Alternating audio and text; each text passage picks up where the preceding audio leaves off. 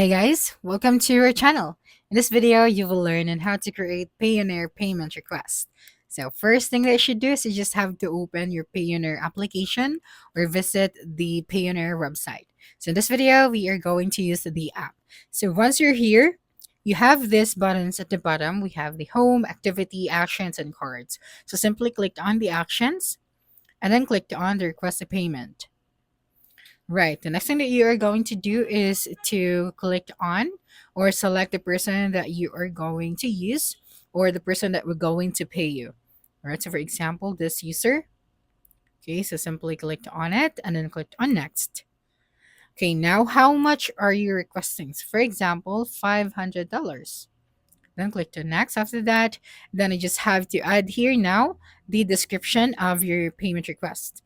Now click on the review option. All right, so let me just tab over here a random word. Then click on review.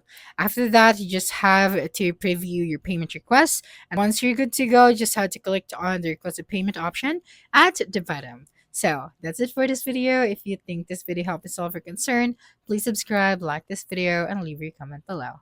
Bye.